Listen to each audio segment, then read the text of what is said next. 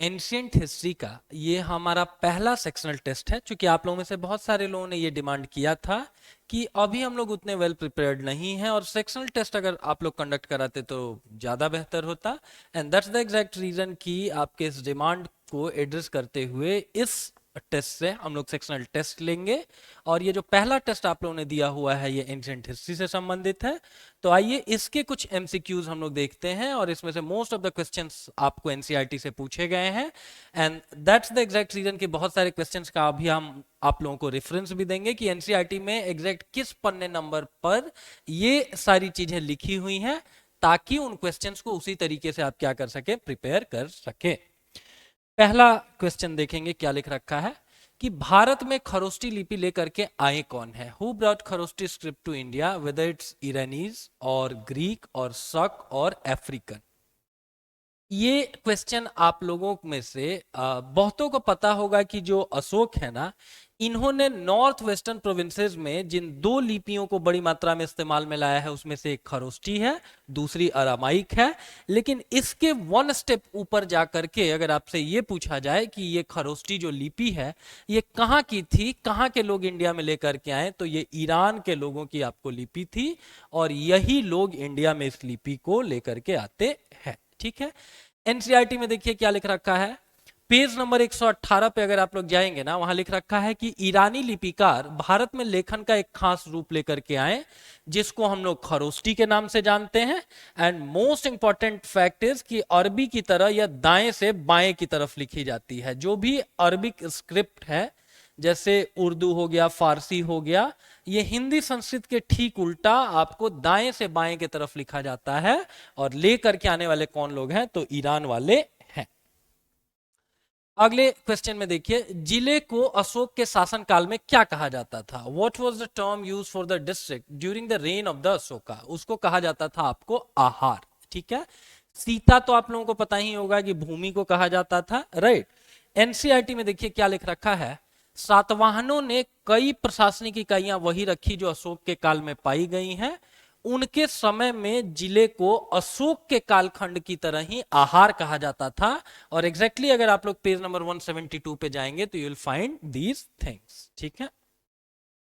सातवाहन शासन काल में कटक और स्कंदवार क्या होते थे, क्या ये मिलिट्री कैंप थे या ये सेटलमेंट्स थे कॉमन लोगों के, या फिर ये टैक्स कलेक्टेड था फॉरेनर से जो लोग भी आपके देश में आ रहे हैं। और वेदर रॉयल पैलेसेस को कहा जाता था, राजमहल को कटक और स्कंदवार कहा जाता था। अगर संस्कृत का अगर आपको ठीक ठाक सा नॉलेज है तो यूल फाइंड आउट कि स्कंद शब्द युद्ध से मिलता जुलता है। And that's the exact reason कि सैनिक शिविरों को क्या कहा जाता था, स्कंदवार कहा जाता था। और हो सकता है इसी क्वेश्चन को उल्टा करके घुमा के पूछ ले कि कटक और स्कंदवार सैनिक शिविर कहे जाते थे किस राजवंश से संबंधित, तो ये सातवाहनों से संबंधित है। फिर यहाँ पे इस साइड में हम लोगों ने एनसीईआरटी का रेफरेंस दे रखा है कि किस पन्ने नंबर पे, और ये सब ओल्ड एनसीईआरटी है, ठीक है ना। 11th क्लास की जो ओल्ड एनसीईआरटी है उसमें ये सारे आपको क्वेश्चन मिलेंगे। सातवाहन शासकों में कटक और स्कंदवार शब्दों का खूब उल्लेख मिलता है। ये सैनिक शिविर और बस्तियां होती थी। तो दैट मीन्स राइट आंसर क्या हो जाएगा आपको, जो सैनिकों से संबंधित कैंप वगैरह थे उनको कहा जाता है। वराह मिहिर का संबंध किस राजवंश से है। वराह मिहिर को पहले तो जानेंगे कि ये एस्ट्रोलॉजी और एस्ट्रोनॉमी के भारत के बड़े विद्वानों में से रहे हैं। ठीक है। पंच सिद्धांतिका इनकी पुस्तक का नाम है और ये चंद्रगुप्त विक्रमादित्य के 9 रत्नों में से एक इनको गिना जाता है। जैसे कालिदास साहेब हो गए लिटरेचर के क्षेत्र में, अमर सिंह हो गए जिन्होंने अमर कोश लिख रखा है, ठीक है, शंकु हो गए आर्किटेक्ट के क्षेत्र में। वैसे ही वराह मिहिर आपको 9 रत्नों में से गिने जाते हैं चंद्रगुप्त विक्रमादित्य के, जो सबसे फेमस आपको गुप्त शासक थे। तो दैट मीन्स वराह मिहिर आपको किससे संबंधित हो गए, ये गुप्त डायनेस्टी से संबंधित हो गए। अगले क्वेश्चन में देखेंगे, किस महाविद्यालय में प्रवेश पूर्व द्वार पंडित द्वारा परीक्षा ली जाती थी। In which university the entrance examination was taken by the gatekeeper Pandit before granting admission। अगर किसी यूनिवर्सिटी पे आपको प्रवेश करने के पूर्व जो द्वारपाल है ना, वो इतना नॉलेजेबल है कि वही इस चीज को चेक कर ले रहा हो कि आप यहां पर शिक्षा पाने के योग्य हैं कि नहीं है, तो उस जगह की शैक्षणिक सर्वश्रेष्ठता, उत्कृष्टता का आप अंदाजा लगा सकते हैं। जैसे अभी वेरियस फील्ड्स में कैट एग्जाम होता है, आईआईटी के होते हैं, सिविल्स के एग्जाम होते हैं, तो एक यूनिवर्सिटी ऐसी थी जो देश विदेश में अपनी अच्छी शिक्षा के लिए जानी जाती थी, बौद्ध दर्शन के लिए जानी जाती थी, जिसको 1190 के दशक में आपको बख्तियार खिलजी ने जला दिया है, और ये नालंदा यूनिवर्सिटी की कहानी है। ठीक है, एनसीईआरटी में देखिए क्या लिख रखा है। शिक्षा के क्षेत्र में नालंदा का महाविहार उल्लेखनीय है। इसमें प्रवेश उन्हीं का होता था जो द्वार पंडित द्वारा ली गई परीक्षा में उत्तीर्ण होते थे, और ये जो महाविहार था आवासीय सह शैक्षणिक संस्थान था। ठीक है, रेसिडेंशियल था जहां बौद्ध भिक्षुओं के रहने की आपको व्यवस्था वगैरह भी थी। ठीक है, उसके अगले में देखिए, उत्तर वैदिक ग्रंथों में लोहे को क्या कहा गया है? क्या वर्ड कृष्ण अयस है, या यायावरी है, या श्याम धातु है, या लौह अयस है? लौह अयस शब्द आपको लग रहा होगा कि ये लोहे को इंगित करता है, बट एक्चुअली लौह अयस शब्द कॉपर सीयू के लिए इस्तेमाल में लाया गया है। ठीक है, वहीं सोने को कहा जाता था हिरण्य। हिरन का कलर भी सोने के जैसा सुनहरा होता है, राइट, तो हिरण्य शब्द इस्तेमाल में लाया गया है।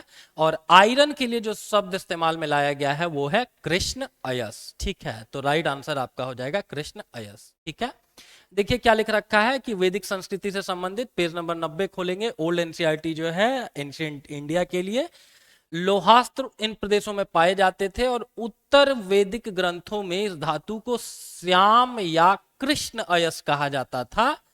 अयस शब्द प्रयोग में लाया जाता था धातु के लिए, तो या तो कृष्ण अयस लिखा हो या श्याम अयस लिखा हो। ठीक है ना, लेकिन यहां पर श्याम धातु लिख रखा है, तो मोस्ट अप्रोप्रिएट आंसर आपका ए हो जाएगा, दैट इज कृष्ण अयस। ठीक है, और एक क्वेश्चन से संबंधित जो दूसरे फैक्ट होते हैं वो उन पे भी हम लोग बात करते ही हैं, तो सोने को भी याद रखिए हिरण्य, आपको हिरण्य कहा जाता था। एंड अपार्ट फ्रॉम दैट ये भी याद रखेंगे कि लौह अयस लोहे को न कह के कॉपर को कहा जाता था। ठीक है, उसके अगले में आइए, सुत्त निपात किस धर्म का पवित्र ग्रंथ है? तो ये बौद्धिस्ट टेक्स्ट है जिसमें बौद्ध धर्म की शिक्षाओं का संकलन किया गया है, और इसमें गाय को बहुत पायस, बहुत पवित्र बताया गया है। ठीक है, ये भी अपने आप में एक क्वेश्चन है कि कौन सा बौद्धिस्ट ग्रंथ है जिसमें गाय की महिमा की बड़े अच्छे से चर्चा की गई है। गाय को बताया गया है कि सारे सुख संपन्नों से आपको वो भरपूर करने वाली होती है। गाय का इंपॉर्टेंस आज के कालखंड में थोड़ा कम हो रखा है क्योंकि बिजली बत्ती का इजाद हो गया। आप पहले के समय में देखिए ना कि अगर आपके घर में गाय है तो इसका मतलब उसी के घी से शाम में आपके घर में दिए भी जल जाएंगे। ठीक है, उस समय तेल वगैरह का कॉन्सेप्ट थोड़े था, हम लोगों को थोड़े पता था कि कोई अरब जगत के पास तेल है, राइट। इसके अतिरिक्त गाय के गोबर को आप देखेंगे ना कि अगर घर के सामने अगर आप लीप देते हैं तो कीड़े मकोड़े नहीं आएंगे।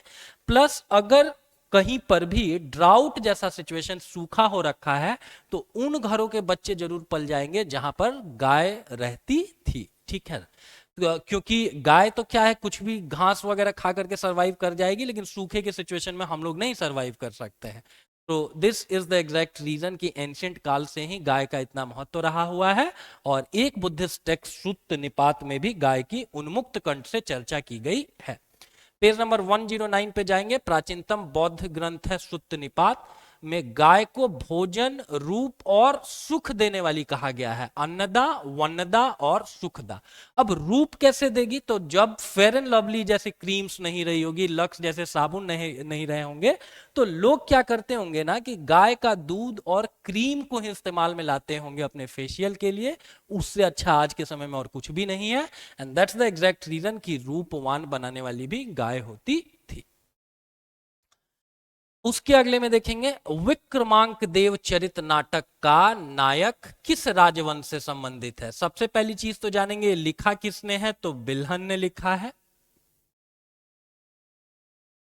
और ये चालुक्य राजा की कहानी है, और इसमें जो राजा हैं इसके विक्रमादित्य, वो भारतीय इतिहास के छठे विक्रमादित्य माने जाते हैं। चोल इसका आंसर नहीं होगा, बल्कि चोल राजाओं के साथ इस चालुक्य राजा विक्रमादित्य 6 के युद्धों की चर्चा की गई है। ठीक है, और चूंकि विक्रमादित्य दे रखा है तो विक्रमांक दे रखा है विच साउंड्स लाइक विक्रमादित्य, तो सबसे पॉपुलर जो विक्रमादित्य थे वो गुप्त शासन के थे, इसीलिए ये भी ऑप्शन में दिया जाएगा, जो कि अपने आप में गलत आंसर होगा। ठीक है, तो क्वेश्चन से हम लोगों को क्या पता चल रहा है कि बिल्हन ने लिखा है और ये किसी चालुक्य राजा के ऊपर ये बेस्ड है।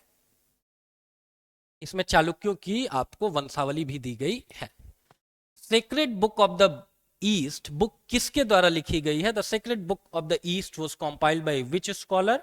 Arthur Smith. तो आर्थर स्मिथ ने लिखा है the early history of India. ठीक है, वहीं विल्किंस को जाना जाता है श्रीमद् भगवत गीता के को ट्रांसलेट करने के लिए यूरोपीय भाषाओं में। 1784 ईस्वी में एशियाटिक सोसाइटी ऑफ बंगाल की स्थापना की जाती है सर विलियम जोन्स साहब के द्वारा, और तब आगे जाकर के इंडियन हिस्ट्री में भी बहुत सारे अंग्रेज स्कॉलर्स रिसर्च करते हैं। ये दोनों आंसर नहीं है। आरजी भंडारकर साहब को हम जानते हैं सातवाहन राजवंश का इतिहास लिखने के लिए अथवा दक्षिण भारत का इतिहास लिखने के लिए, तो फिर राइट आंसर हो जाएगा मैक्स मूलर। मैक्स मूलर ने sacred books of the east लिखी है, और ये किस देश के नागरिक थे? तो आपको ये जर्मन थे। ये भी कभी कभी एग्जाम में पूछ दिया जाता है। ठीक है, देख सकते हैं मैक्स मूलर ने क्या लिखा है sacred books of the east series में। कुल मिलाकर के 50 खंड है। बेसिकली इसमें जितने भी उनको अच्छे इंडियन टेक्स्ट एंशिएंट टेक्स्ट मिले हैं उन सबको इन्होंने क्या किया है, उसको ट्रांसलेट करके कंपाइल किया है। ठीक है, चालुक्यों, राष्ट्रकूटों और पल्लवों चोलों के राज्य के बीच कौन सी नदी भौगोलिक विभाजक थी? कावेरी, गोदावरी, कृष्णा अथवा तुंगभद्रा। चालुक्य और राष्ट्रकूट कभी भी तुंगभद्रा नदी के नीचे एक लंबे कालखंड तक अपना साम्राज्य स्थायी रूप से स्थापित नहीं कर पाए। And same story is applicable to Pallavas and Cholas. Cholas mostly आपको तमिलनाडु से रूल करते थे, ठीक है ना। तो दोनों के मध्य सीमा निर्धारक का काम आपको तुंगभद्रा नदी करती रही है। देखिए क्या लिख रखा है कि बादामी के चालुक्यों, पेज नंबर 29 पे जाएंगे, और राष्ट्रकूटों को तुंगभद्रा नदी के दक्षिण में अपनी सत्ता फैलाने में कठिनाई हुई।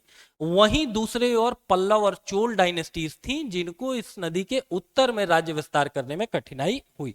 और इस जगह पे हमेशा हम लोग आपको पेज नंबर हम लोगों ने लिख रखा है कि ओल्ड एनसीईआरटी जो एंशिएंट हिस्ट्री की है उसके इस पर्टिकुलर पेज नंबर पर आप जाएंगे तो यही सारी कहानी आप लिखा हुआ पाएंगे। प्राचीन काल में मुंगेर जिले की खड़गपुर पहाड़ियों में किस धातु की खानें मौजूद थी? तो यहां पर आपको चांदी की खानें मौजूद थी। ठीक है, हमारे देश के सबसे पहले सिक्के आहत कहलाते थे या पंचमार्क कहलाते थे। मुख्यतया ये चांदी के बनाए जाते थे। जब 6ठी शताब्दी ईसा पूर्व में ये बहुत प्रिवेलेंट तरीके से प्रचलित होते हैं। ठीक है, और उसी में एक लाइन 34 नंबर पेज पे जाएंगे, देखेंगे प्राचीन काल में मुंगेर जिले की खड़गपुर पहाड़ियों में आपको चांदी की खानें मिलती थी। बेलन घाटी जहां पशुओं के पुराकालीन अवशेष मिले हैं किस जिले में अवस्थित है? तो ये बिहार के किसी जिले में अवस्थित नहीं है। डेट मीन्स वैशाली, गया और रोहतास ऐसे ही हट गए। उत्तर प्रदेश के मिर्जापुर जिले में, वो जहां से कालीन भैया बिलोंग करते हैं, वहां पर ये बेलन घाटी है और यहां से क्या मिला है? पशुओं के पुराकालीन अवशेष मिले हैं। और इस कितने कालखंड पुराने हैं इसके लिए हम लोग क्या करते हैं? कार्बन रेडियो डेटिंग का आपको इस्तेमाल करते हैं। देखिए लिख रखा है कि उत्तर प्रदेश के मिर्जापुर जिले की बेलन घाटी में पशुओं के अवशेष मिले हैं। पेज नंबर 37 जाएंगे, चीजें आपको मिल जाएंगी। स्थानीय लोगों को आर्य बनाने के लिए किस ऋषि ने ऋग्वेद में मंत्रों की रचना की? ठीक है, वशिष्ठ, विश्वामित्र, वेदव्यास या लोपामुद्रा। लोपामुद्रा एक महिला का नाम है, ये ब्रह्मवादिनी इनको कहा जाता था। जिन महिलाओं ने ऋग्वेद में अच्छे सूक्तों या अच्छी ऋचाओं की रचना की है, कहने का मतलब जो नॉलेजेबल या स्कॉलर महिलाएं होती थी उनको ब्रह्मवादिनियां कहा जाता था। उन्हीं में से एक लोपामुद्रा है। वशिष्ठ और विश्वामित्र दो प्राचीन पुरोहित माने जाते हैं। उसमें भी जो वशिष्ठ हैं ये रूढ़िवादी थे, ठीक है, ट्रेडिशंस को पकड़ करके चलने वाले थे। वही जो विश्वामित्र थे वो उदार थे। उदार कहने का मतलब वशिष्ठ चाहते थे कि जो आर्य संस्कृति है वो केवल आर्यों तक ही सीमित रहे, और वहीं दूसरी ओर विश्वामित्र चाहते थे कि इस संस्कृति का प्रचार प्रसार सारे लोगों तक हो। ठीक है, और विश्वामित्र ने ही ऋग्वेद में मंत्रों की रचना की है स्थानीय लोगों को आर्य बनाने के लिए। ऋग्वेद जो 10 मंडल या 10 चैप्टर में डिवाइडेड है, उसी का तीसरा चैप्टर या तीसरे मंडल में आपको गायत्री मंत्र मिलेगा, जो सवित्र नामक देवता को डेडिकेटेड है, जो अपने आप में सूर्य के अवतार या सूर्य के रूप, इनको आप कह सकते हैं, को डेडिकेटेड है। ठीक है, तो ये सारे क्वेश्चंस भी इसी एक क्वेश्चन के सहारे आप लोग ध्यान में रखेंगे। देखिए क्या लिख रखा है, पुरोहित इंपॉर्टेंट होते थे वैदिक काल में। दो इंपॉर्टेंट लोगों के नाम, ऋषियों के नाम दिए गए हैं, वशिष्ठ रूढ़िवादी थे और विश्वामित्र उदार थे। लोगों को आर्य बनाने के लिए विश्वामित्र ने गायत्री मंत्र की रचना की। ठीक है, क्वेश्चन क्या पूछ रखा है कि स्थानीय लोगों को आर्य बनाने के लिए किसने ऋग्वेद में मंत्रों की रचना की, तो ये व्यक्ति हैं आपको विश्वामित्र। उसके अगले क्वेश्चन में देखेंगे, ऋग्वेद में वर्णित नियोग प्रथा किससे संबंधित है? क्या संतान प्राप्ति, सामाजिक विभेदीकरण, सोशल डिफरेंशिएशन या सोशल स्ट्रैटिफिकेशन, प्री वार सैक्रिफाइशियल रिचुअल्स, जैसा बाहुबली मूवी में दिखाया गया है कि युद्ध प्रारंभ करने के पहले वो जो भल्लार देव या बाहुबली होते हैं वो कुछ रिचुअल्स परफॉर्म करते हैं, तो ये भी सही आंसर नहीं है। रॉयल रिचुअल्स भी आंसर नहीं है। नियोग प्रथा चिल्ड्रन से संबंधित है, संतान प्राप्ति से संबंधित है। अगर कोई महिला विधवा है ऋग्वेदिक काल में, अथवा उनके जो पति हैं वो संतान या संतति उत्पन्न करने में सक्षम नहीं है, तो इसके लिए माना जाता था कि अगर आप घी और अग्नि के प्रयोग के द्वारा क्या कर सकते हैं, कि अग्नि को साक्षी मानकर घी के प्रयोग के द्वारा क्या कर सकते हैं कि पर पुरुष से भी आप संतान को उत्पन्न कर सकते हैं, और ये चीजें आपको ऋग्वेद में दी गई हैं। देखिए क्या लिख रखा है, ऋग्वेद में नियोग प्रथा और विधवा विवाह के प्रचलन का भी आभास मिलता है, हाउएवर बाल विवाह का कोई उदाहरण नहीं मिलता है। ठीक है, and this is the exact reason कि आप देखिए कि जो भी ऋग्वेदिक लोग हैं वो कितने अल्ट्रा मॉडर्न हैं, राइट। जो बार बार हम लोगों को अंग्रेज लोग या भारत के जो लेफ्ट इतिहासकार बताते हैं कि हमारा जो प्राचीन इतिहास है वो इतना गलत रहा हुआ है, उसमें इतनी सामाजिक विभ्रांतियां हैं, ऐसा कुछ भी नहीं है।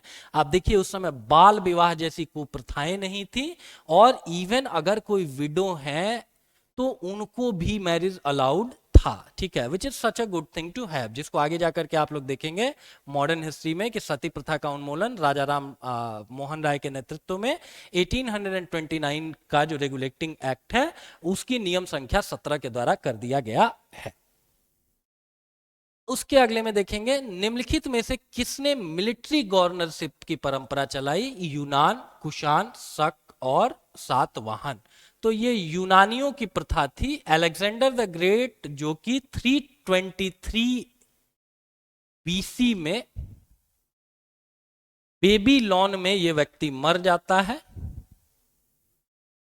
कहाँ का ये निवासी था? तो मैसेडोनिया या मकदूनिया, जिसको हिंदी में मकदूनिया बोलते हैं, अंग्रेजी में मैसेडोनिया बोलते हैं, वहां का निवासी था। ठीक है, और 326 बीसी में झेलम नदी के किनारे ये पंजाब के किसी राजा पौरस से लड़ता है।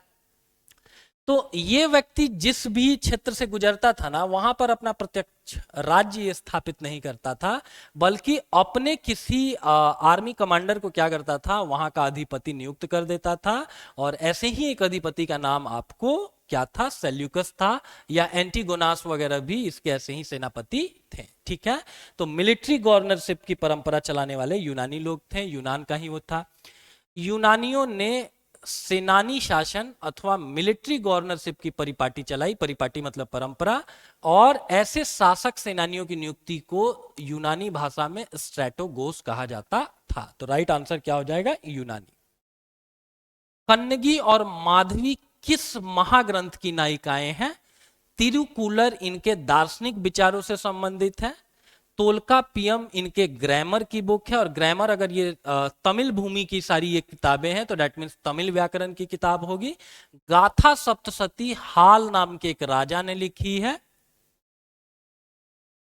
और इसका राइट आंसर होगा शिल्पादिकारम। कन्नगी और माधवी की कहानी आपको कहां देखने को मिलती है? तो शिल्पादिकारम में मिलती है। शिल्पादिकारम और मणिमेखले तमिल साहित्य के सबसे उज्जवल आपको ग्रंथ माने जाते हैं, जिनको उतना ही महत्व प्राप्त है जितना नॉर्थ इंडिया में रामायण और महाभारत को है, या अगर वेस्टर्न वर्ल्ड में चले जाए तो होमर के द्वारा लिखे गए ओडिसी और इलियाड को है। ठीक है, देखिए क्या लिख रखा है, शिल्पादिकारम तमिल साहित्य का उज्ज्वलतम रत्न इसको माना जाता है। इसमें एक प्रेम कथा है। कोलम नाम का एक अमीर व्यक्ति अपनी कुलीन धर्मपत्नी कन्नगी की उपेक्षा करता है और कावेरी पट्टनम की माधवी नामक वैश्या से प्रेम करता है। तो माधवी और कन्नगी की कहानी कहां पर दी गई है? शिल्पादिकारम में दी गई है। अगले में देखिए, धावक नामक कवि किस शासन से संबंधित माना जाता है? क्या ये पुलकेशिन II के दरबार में थे, अथवा समुद्रगुप्त के, अथवा नरसिंह वर्मन के, अथवा हर्षवर्धन के? तो ये हर्षवर्धन के शासनकाल से धावक को संबंधित माना जाता है। और कैसे, इसको हम लोग देखेंगे एनसीईआरटी में क्या लिख रखा है। हर्षवर्धन को माना जाता है कि इस व्यक्ति ने 3 किताबों की रचना की, प्रियदर्शिका, रत्नावली और नागानंद। ठीक है, राजा उदयन की प्रेम कहानी अगर प्रियदर्शिका के साथ है अथवा रत्नावली के साथ है तो ये थीम है प्रियदर्शिका और रत्नावली का। राजा उदयन का प्रेम प्रियदर्शिका नामक राजकुमारी के साथ अथवा रत्नावली के साथ। वहीं जो नागानंद पुस्तक है ना, ये राजा जीमूतवाहन और गरुड़ की कहानी है। गरुड़ एक नाग का भक्षण डेली करते थे और एक नाग माता रोते हुए राजा जीमूतवाहन को बताती है कि आज मेरे बेटे की बारी है, मेरे बेटे को भेजा जाना है गरुड़ के आहार के लिए। जीमूतवाहन इस चीज को एक्सेप्ट कर लेते हैं कि ठीक है, तुम्हारी जगह आज हम चले जाएंगे। और उनको भी आखिर में भगवान शंकर की जो वाइफ है माता गौरी बचा लेती हैं। ये थीम है नागानंद का। और you will be amused to know कि नॉर्थ बिहार में एक फेस्टिवल मनाया जाता है पुत्रों के लिए, जो होता है ज्यूतिया। और ये ज्यूतिया की कहानी इसी राजा जीमूतवाहन से जुड़ी हुई है। तो यहां तक हम लोगों ने देखा कि इनको लिखने वाले हर्ष हैं। हालांकि ये भी माना जाता है कि किसी राजा के पास इतना समय थोड़े होगा, वो राजकाज देखेगा या इतनी अच्छी अच्छी किताबों की रचना करेगा। माना जाता है कि धावक नामक कवि ने हर्ष से पुरस्कार लेकर के उसके नाम से ये तीनों नाटक लिख दिए। ऋग्वेद में आपको कौन कौन सी प्रथाएं प्रचलित थी? क्या बहुपति प्रथा ये चलता था उस समय? नियोग प्रथा भी हम लोगों ने देखा ही, विधवा विवाह देखा ही, और बाल विवाह बट उस समय प्रिवेलेंट नहीं था। बाल विवाह का कोई रेफरेंस नहीं मिलता है। That means which of the following practices were prevalent during the Rigvedic period? तो चाइल्ड मैरिज को छोड़ करके बाकी सारे प्रिवेलेंट थे। दैट मीन्स जो 4 को एलिमिनेट कर देंगे तो 1, 2 and 3 would be the exact answer. देखिए, बहुपति प्रथा के भी आपको पोलियंड्रिक होने के भी कुछ कुछ आपको प्रमाण मिलते हैं। नियोग प्रथा और विधवा विवाह भी देखने को मिलता है। हाउएवर बाल विवाह का कोई भी उदाहरण नहीं देखने को मिलता है। आजकल के बरेली, बदायूं और फर्रुखाबाद जिले, ये तीनों जगह कहां पर हैं? उत्तर प्रदेश में है। वहां पर कौन सा राज्य अवस्थित था? 16 महाजनपदों में से एक पांचाल है। और पांचाल को ही आज के कालखंड में बरेली, बदायूं और फर्रुखाबाद के आसपास का इलाका माना जाता है। महाभारत में देखेंगे तो वहीं से पांचाली थी। द्रौपदी का एक अन्य नाम पांचाली भी है क्योंकि पांचाल नरेश की वो पुत्री थी। और ये चीज भी आपको एनसीईआरटी में अगर पेज नंबर 87 में जाएंगे तो देखने को मिलेगा कि आज के बरेली, बदायूं और फर्रुखाबाद जिलों में फैला पांचाल राज्य, और ये 16 महाजनपदों में से एक आता था। ये तो आप लोगों को पता ही होगा। किन पुस्तकों में कर्मकांडों की निंदा की गई है और यथार्थ विश्वास एवं ज्ञान को महत्व दिया गया है? In which book rituals been condemned and importance was given to the faith and knowledge? Rigveda में ईश्वर की चर्चा की गई है और बहुत सारे कर्मकांडों की चर्चा भी की गई है। हाउएवर कर्मकांडों को डेडिकेटेड 4 वेदों में से जो वेद है वो आपको यजुर्वेद है, ठीक है। और ऋग्वेद में भी आंशिक चर्चा की गई है, सारे देवी देवताओं की स्तुतियां, तो किसी देवी देवता की आप स्तुति करेंगे तो उससे संबंधित उनको स्तुति करने का एक पर्टिकुलर तरीका भी होगा, उसके बारे में विस्तार से चर्चा यजुर्वेद में है। हाउएवर ऋग्वेद में भी आंशिक इस चीज को मेंशन किया गया है। यजुर्वेद तो कंप्लीटली कर्मकांडो बेस्ड है। अरण्यक में उन सारे कर्मकांडों की चर्चा की गई है कि अगर आपको बाबा बाबा बनना है, ऋषि बनना है, अरण्यक मतलब जंगल होता है, अगर जंगल में आप जा रहे हैं ईश्वर प्राप्ति भगवत प्राप्ति के लिए, तो आपको किस तरीके से एसेटिक, किस तरीके से संयम पूर्वक तरीके से जीवन बिताना होगा, कौन कौन से कर्मकांडों को आपको परफॉर्म करना होगा। हाउएवर जिसमें कर्मकांडों की निंदा करके यथार्थ विश्वास और ज्ञान को महत्व दिया गया है वो आपको उपनिषद है। That means right answer would be Upanishad. उपनिषदों को क्या कहा जाता है? वेदांत भी कहा जाता है, बिकॉज जो ऑथेंटिक वैदिक सोर्सेज हैं, लिटरेरी सोर्सेज हैं, उनका अंत सबसे पहले ऋग्वेद आए या वेद आए, उसको फॉलो करते हुए ब्राह्मण्स आए, ब्राह्मण्स को फॉलो करते हुए अरण्यक आए, और अरण्यक को फॉलो करते हुए सबसे आखिर में क्या आए हैं? तो सबसे आखिर में आए हैं आपको यही उपनिषद। ठीक है। अरविंदो घोष साहेब हो गए या स्वामी विवेकानंद हो गए, ठीक है। स्वामी विवेकानंद को मेरे ख्याल से भारत का आध्यात्मिक पिता अगर कहा जाए ना तो गलत नहीं होगा, राइट। बिकॉज इंडिया क्या है, हिंदूज क्या है, सनातन संस्कृति क्या है, इसको वेस्ट में किसी व्यक्ति ने सबसे पहली बार पॉपुलर किया जब हम लोगों को सपेरों का देश कहा जाता था। उस समय एक व्यक्ति जाकर के शिकागो धर्म सम्मेलन में 1893 में बताता है कि हम लोगों का रिलीजन तुम लोगों के रिलीजन से फार सुपीरियर है, फार एंशिएंट है और फार स्ट्रॉन्गर है। ठीक है। तो इनको वेदांती भी कहा जाता है, और वेदांत अपने आप में उपनिषद किताबों को ही कहा जाता है। तो इसका राइट आंसर आपका बी होगा। देखिए क्या लिख रखा है, 600 ईस्वी पूर्व के आसपास उपनिषदों का संकलन, इसमें कर्म कांडों की निंदा तथा यथार्थ विश्वास और ज्ञान को महत्व दिया गया है। ठीक है, कि आइडियल एक सोसाइटी बनाना है तो उसके लिए आपका मेरे प्रति, मेरा आपके प्रति कैसा बिहेवियर होना चाहिए, जो भी practical aspects of the life है उनकी चर्चा आपको बहुत अच्छे तरीके से उपनिषदों में की गई है।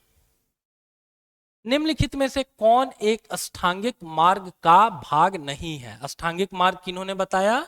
तो ये गौतम बुद्ध द्वारा प्रोपाउंडेड थ्योरी है। उनके मध्यम मार्ग थ्योरी के अंतर्गत उन्होंने बताया कि आपकी दृष्टि सम्यक होनी चाहिए, आपकी समाधि सम्यक होनी चाहिए, आपको फिजिकली भी कुछ एक्टिव रहना चाहिए, आपका व्यायाम या आपकी फिजिकल एक्टिविटीज भी सम्यक होनी चाहिए।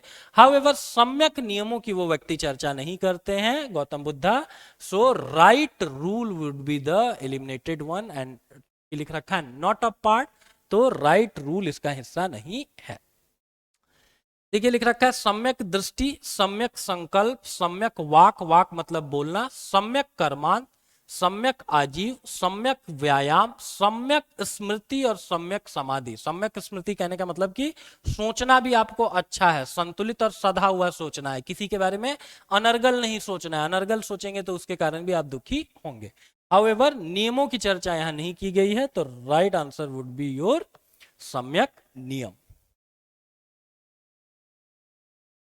किस हून राजा ने सैकड़ों बौद्धों को मौत के घाट उतार दिया? एक गोंड के एक शैव शासक थे, ठीक है, शशांक। इन्होंने भी बुद्धिस्टों को बहुत परेशान किया, और ये व्यक्ति ने बोधि वृक्ष को भी काट दिया। ठीक है। हर्षवर्धन के साथ इस व्यक्ति का जो झगड़ा है वो लोक विदित है, और यही रीजन है, देखेंगे सनातन संस्कृति में इस व्यक्ति को कभी बहुत प्रेज नहीं किया जाता है। सनातन संस्कृति जो सहिष्णुता आधारित है, कभी हम लोग नहीं बोलते हैं कि हम उस राजा शशांक के वंशज हैं जिसने बोधि वृक्ष काट दिया।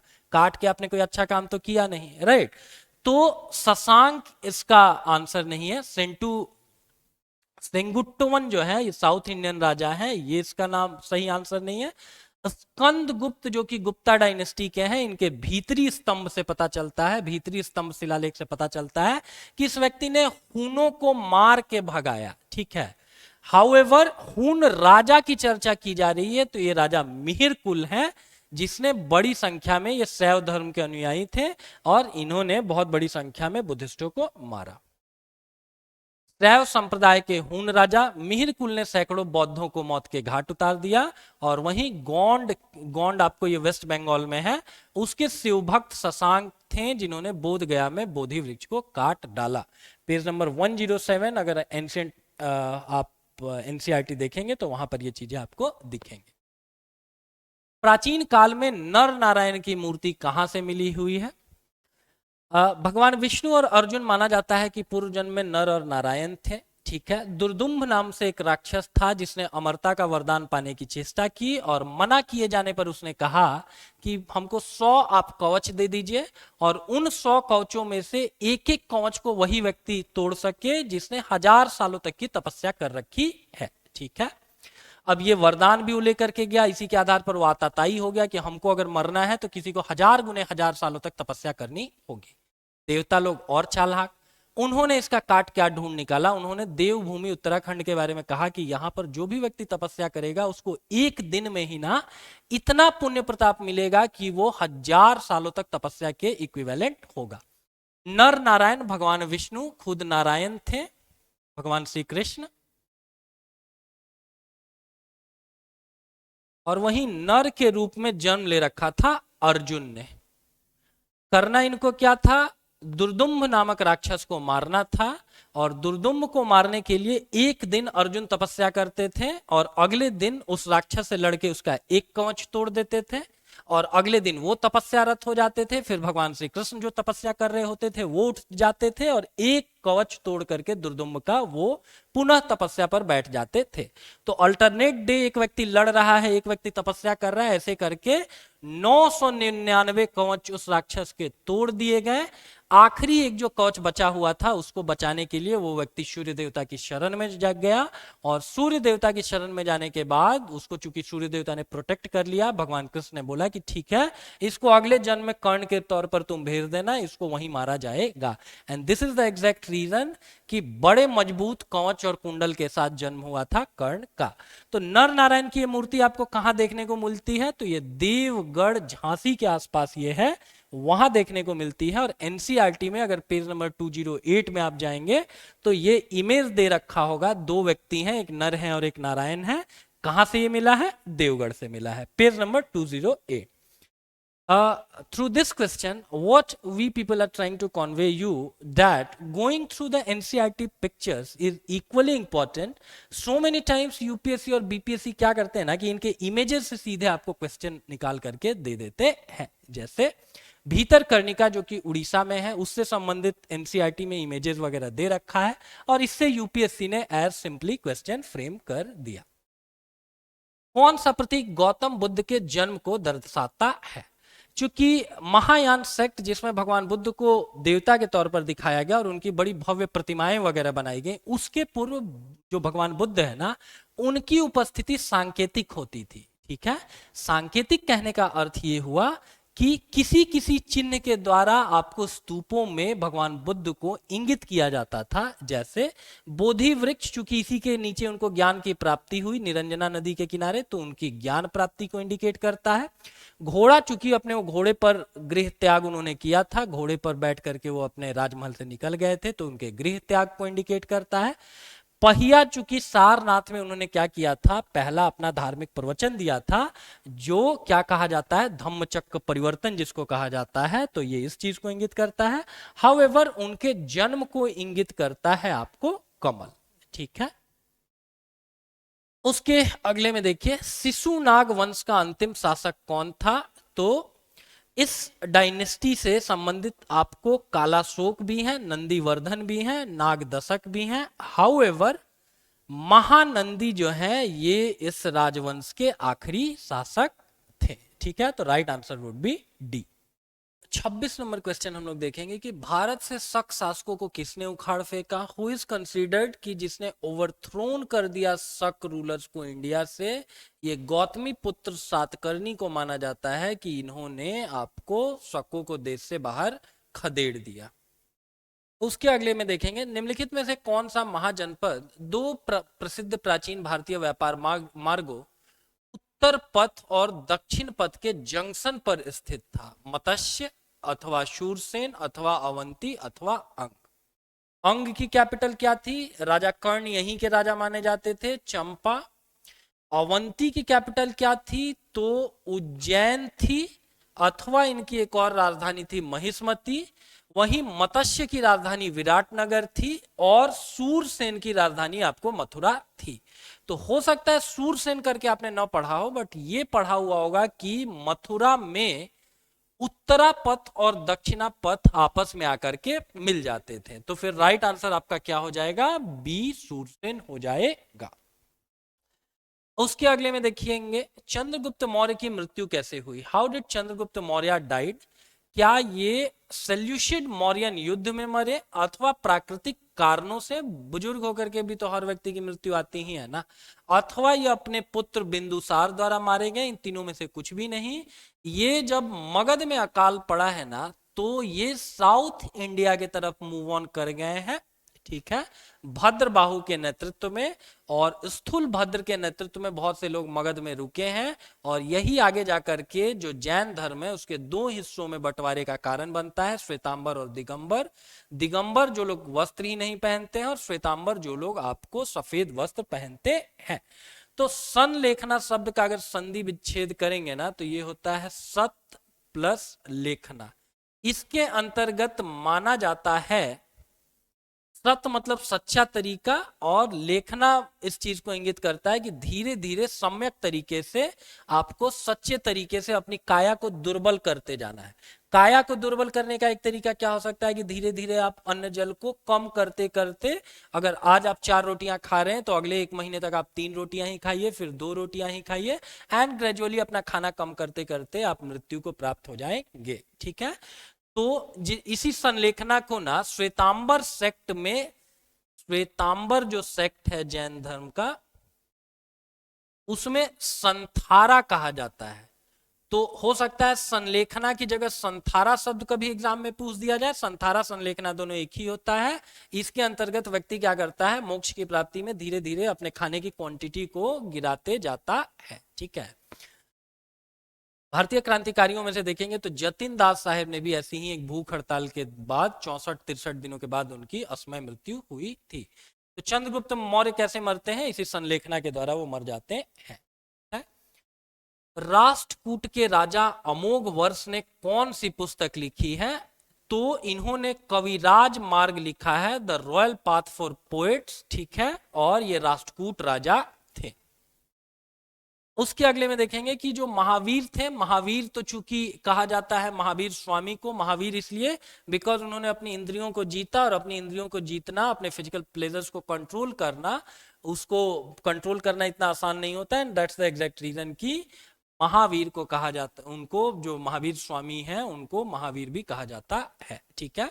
अब इनका और गौतम बुद्ध का कालखंड समान था, एक ही समय पे दोनों लोग एग्जिस्ट करते थे। जो सनातन संस्कृति है उसके विरोध में ऐसा बोला जाता है कि गंगा घाटी में 60+ आपको सेक्ट्स एक्टिव थे, ठीक है, और उसको श्रमण कहा जाता था।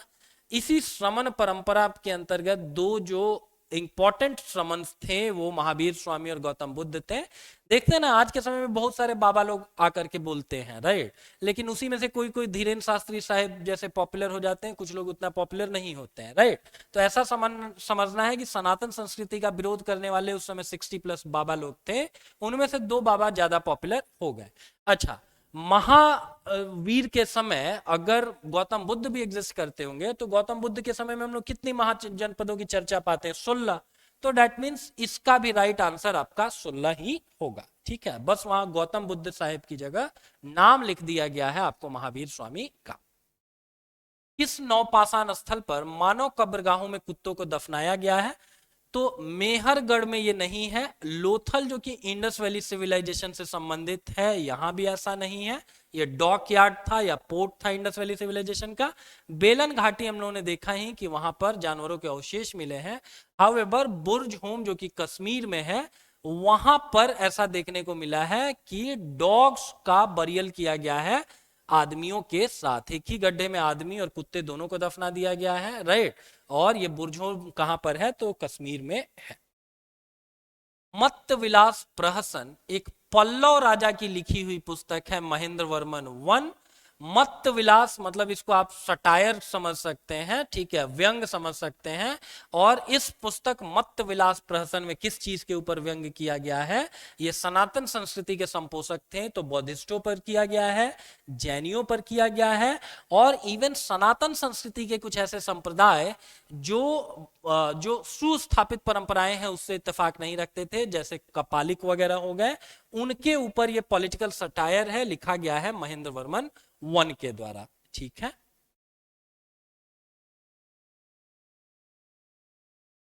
उसके अगले में देखेंगे, निम्नलिखित में से किस ग्रंथ की रचना बाणभट्ट ने नहीं की है? तो हर्षचरित जो कि बायोग्राफी है, इसको तो लिखा ही है उन्होंने। कादंबरी भी उन्होंने ही लिखा है, और पार्वती परिणयम जो कि माता पार्वती के विवाह पर आधारित है, परिणयम मतलब विवाह हो गया, ये तीनों किताबें उन्होंने लिखी हैं। इवन कादंबरी एक ऐसी पुस्तक है ना जिसको लिखने के दौरान ही वो मर गए थे, और इस पुस्तक को पूरा उनके बेटे ने किया है। आप हमको कमेंट करके बता सकते हैं कि बाणभट्ट के वो कौन से पुत्र थे जिन्होंने इस पुस्तक कादंबरी को कंप्लीट किया है। हाउएवर लीलावती एक ऐसी पुस्तक है जो मैथमेटिक्स के फील्ड में मानी जाती है, कोई नाटक वाटक नहीं है। लिखने वाले व्यक्ति का नाम है भास्कराचार्य, जिन्होंने ग्रहों की गणना के द्वारा यह पता लगा रखा था कि इस शुभ घड़ी में अगर मेरी बेटी की शादी होगी तो उसके लिए बहुत अच्छा होगा, वरना मेरी पुत्री दीर्घायु नहीं हो पाएगी। छोटी बच्ची लीला, और इसके लिए उन्होंने एक सैंड टाइम वॉच रख रखा था। और छोटी इनकी बेटी थी लीलावती, जिसने खेल खेल में क्या किया कि उस घड़ी को तोड़ दिया, और फिर सही समय पर इनकी शादी वगैरह नहीं हो पाई, सही शुभ आपको जो शुभ टाइम होता है उसमें शादी नहीं हो पाई। और उन्हीं की याद में भास्कराचार्य साहब ने मैथ्स में एक बहुत अच्छी किताब लिखी है, लीलावती। ऐसा भी कहा जाता है, मिथ है, पता नहीं कितना सच है कितना नहीं, कि इस पुस्तक को पढ़ने वाले जो लोग हैं वो पेड़ के पत्ते तक गिन सकते हैं। ये पुस्तक मैथ्स के ऊपर इतनी अच्छी है। ठीक है, तो ये तीनों किताबें लिखने वाले बाणभट्ट हैं, ये लीलावती उनका नहीं, भास्कराचार्य का लिखा हुआ। दया भाग के लेखक कौन है? दया भाग पुस्तक किस चीज के ऊपर है? तो हिंदू लॉज के ऊपर है। ठीक वैसे ही जैसे मनुस्मृति है, आधुनिक मनु किनको कहते हैं? क्योंकि मनु जो थे पुराने, उन्होंने क्या किया था कि भारतीय हिंदू कानूनों को संहिताबद्ध किया था। आधुनिक समय में देखिए तो जो डॉक्टर बी आर अम्बेडकर साहब है, उन्होंने हमारा संविधान लिखा, one of the best constitution दुनिया में इस कॉन्स्टिट्यूशन को रिगार्ड किया जाता है। तो आधुनिक मनु पूछा जाए तो अम्बेडकर साहब। हाउएवर ये भी एक हिंदू लॉज की बुक है, और इसको लिखने वाले जीमूत वाहन हैं। ठीक है, आंसर बी हो। गलत युग्म चुने, ठीक है। योग दर्शन पतंजलि का दिया हुआ है। मीमांसा और वेदांत जो सीधे वेदों की व्याख्या पर आधारित था, ये जैमिनी साहब ने ही दिया है और बादरायण साहब ने ही दिया है। हाउएवर न्याय दर्शन जो है ना, ये गौतम मुनि के द्वारा दिया गया है, और ये आपको साक्ष्य आधारित दर्शन है। न्याय आप कैसे करते हैं, और एक अच्छा न्याय आप कैसे करते हैं? आपके सामने जो भी साक्ष्य आपको दिख रहे हैं उनके आधार पर आपको क्या करना चाहिए? फैसला वगैरह देना चाहिए। तो अगर साक्ष्यों के आधार पर कोई अगर दर्शन है तो न्याय दर्शन है, और ये देने वाले गौतम मुनि है। कपिल मुनि ने इन 6 दर्शनों में से सबसे पुराने सांख्य दर्शन को दिया है। 6 जो हिंदुओं के मूलभूत दर्शन है उनमें सबसे प्राचीन दर्शन कौन सा है? सांख्य दर्शन है। दिया किन्होंने? कपिल मुनि ने दिया है। और इस दर्शन में वो बताते हैं कि संपूर्ण सृष्टि की रचना किसी ईश्वर के द्वारा नहीं की गई है, बल्कि प्रकृति के द्वारा की गई है। ठीक है, और चूंकि ईश्वर को क्रेडिट नहीं दिया जा रहा है, वहीं मीमांसा और वेदांत जो कि सीधे इंटरप्रिटेशंस हैं या completely based on the interpretations of the Vedas, so that's the exact reason कि वो दोनों जो आपको हिंदुओं की फिलॉसफीज हैं वो वेदों पर आधारित है। तो गलत कौन सा मिसमैच है? न्याय दर्शन, क्योंकि ये गौतम ऋषि हैं, और कपिल मुनि ने दिया हुआ है सांख्य दर्शन। ठीक है, सिंधु सभ्यता में स्थल की खुदाई का सही कालक्रम क्या है? तो हड़प सिंधु घाटी की जो सभ्यता है इसको हड़प्पा सभ्यता भी कहते हैं। क्यों कहते हैं? क्योंकि पहला साइट जो है वो आपको कौन सा है? तो पहला साइट ही आपको है हड़प्पा। ठीक है,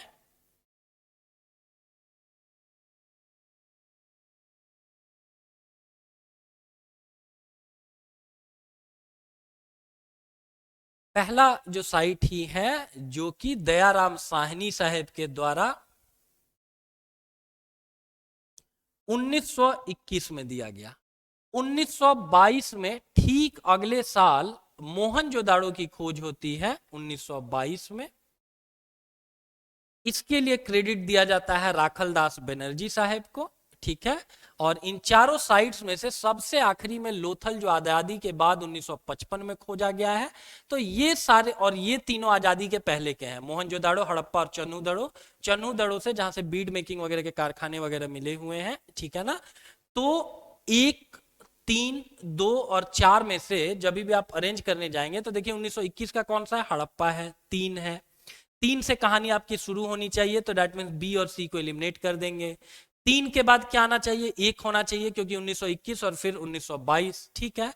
3 को 1 फॉलो करता हुआ केवल ए में है, सो राइट आंसर वुड बी ए, ठीक है। कभी कभी ईयर्स आपको याद नहीं रखना चाहिए मोहनजोदाड़ो और हड़प्पा को छोड़ करके। जैसे लोथल के बारे में हम आपको 1955 बताएं, ये आपको नहीं भी याद रहेगा तो कोई दिक्कत नहीं है। इसके खोजकर्ताओं के नाम आपको नहीं याद रहेंगे, कोई दिक्कत नहीं है। लेकिन कम से कम हड़प्पा दयाराम साहनी 1921 आपको पता होना चाहिए, और मोहनजोदाड़ो राखलदास बनर्जी 1922 आपको पता होना चाहिए। विकसित आर्य सभ्यता कहने का मतलब क्या हुआ कि आर्य लोग खाना बदोशों के तौर पर इंडिया में आए थे। शुरू शुरू में ये लोग पशुचारक थे, लेकिन धीरे धीरे इंडिया में सेटल होकर के इन लोगों ने क्या किया कि खेती बाड़ी को अपना मुख्य व्यवसाय बना दिया। तो विकसित शब्द जोड़ रहे हैं, that means initial Aryan phase की बात नहीं की जा रही है। तो जब विकसित आर्य अर्थव्यवस्था डेवलप की होगी, उस समय तक तो कम से कम इन लोगों ने खाना बदोशी छोड़ दी होगी, अब वो लोग कृषि कार्यों में ज्यादा संलिप्त हुए होंगे। तो दैट मीन्स कि ये जो ए ऑप्शन है ये सही है। सिंह, हाथी और सुअर को वो नहीं जानते थे, ये गलत है। सिंह, हाथी और सुअर उनको नोन थे, और सिक्के उन्हें ज्ञात थे। तो सिक्के भी इन लोगों को ज्ञात नहीं थे। सिक्के जिनको इनिशियली आहत या पंच मार्क्ड कहा जाता था, ये 6th BCE में बहुत प्रोमिनेंट तरीके से देखने को मिलते हैं, गौतम बुद्धा महावीर स्वामी के समय में, ठीक है, उसी कालखंड के आसपास। तो ये दोनों गलत होगा, राइट आंसर केवल आपका ए हो जाएगा। 38 नंबर में देखेंगे, कर्नाटक में जैन धर्म के प्रसार का श्रेय किसे दिया जाता है। मगध में अकाल पड़ा, कुछ लोगों ने मगध में रुकना ही क्या किया, स्वीकारा। अब चूंकि ये जो जैन धर्म है इनकी संख्या इतनी कम है जैन धर्मावलंबियों की, क्योंकि इसको प्रैक्टिस करना सही में बड़ा मुश्किल है, ठीक है। हमेशा हिंसा से दूर रहने की बात महावीर स्वामी ने कही। तो अगर किसी जगह पर अकाल पड़ रखा है ना, तो वहां पर हो सकता है कि प्रॉपर आपको वेजिटेरियन फूड ना मिले।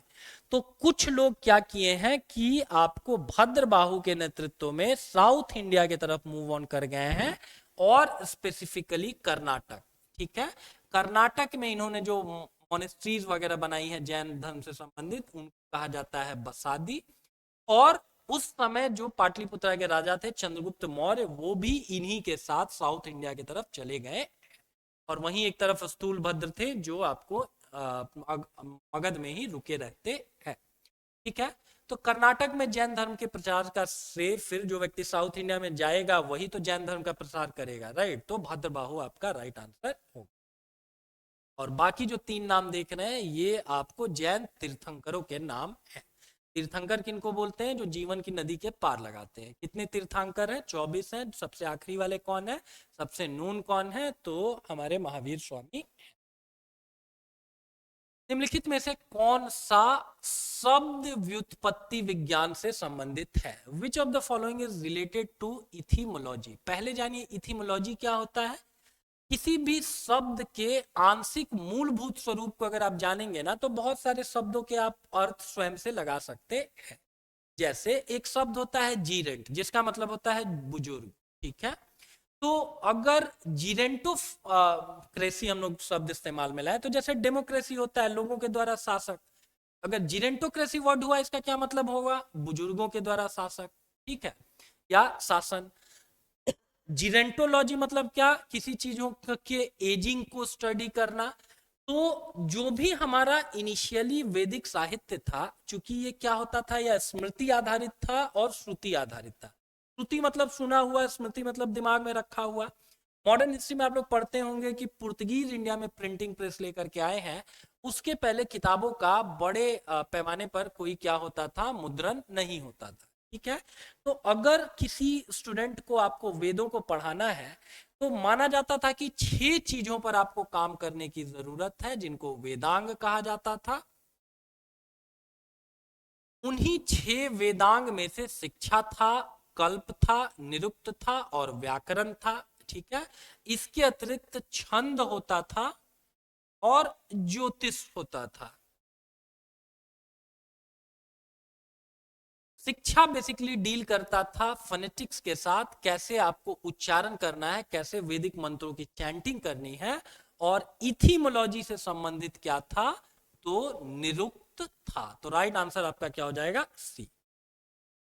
निम्नलिखित में से कौन सा धार्मिक ग्रंथ नहीं है? गोपत ब्राह्मण धार्मिक ग्रंथ है, उपनिषद भी हिंदुओं के धार्मिक ग्रंथ है, विनय पीटक आपको बौद्ध धर्म से संबंधित धार्मिक ग्रंथ है। हाउएवर संगम साहित्य जो है, 20 का राइट आंसर होगा। ये कोई रिलीजियस टेक्स्ट नहीं है। क्यों नहीं है रिलीजियस टेक्स्ट?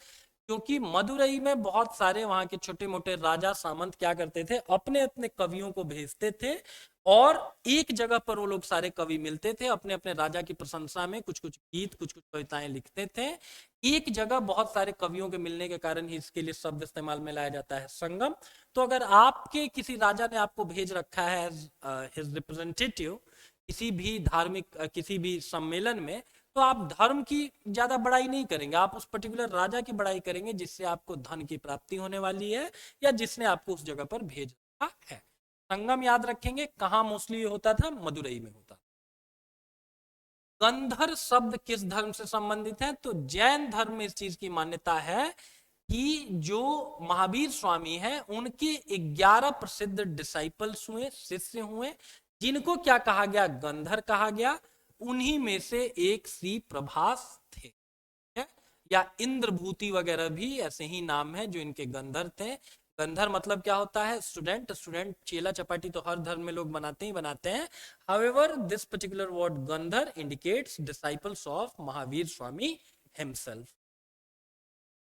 उसके अगले में देखिए, आजीवक संप्रदाय का प्रमुख सिद्धांत कौन सा था? आजीवक संप्रदाय को स्टैब्लिश करने वाले मक्खली गोसाल है। ठीक है, ये शुरू शुरू में एसोसिएटेड थे महावीर स्वामी से भी, लेकिन एक बार इनका धार्मिक विषय के ऊपर विवाद हुआ है महावीर स्वामी से, और तब जैन धर्म को छोड़ करके इन्होंने क्या किया है कि इन्होंने अपने लिए एक नियतिवाद का सिद्धांत स्टैब्लिश किया है।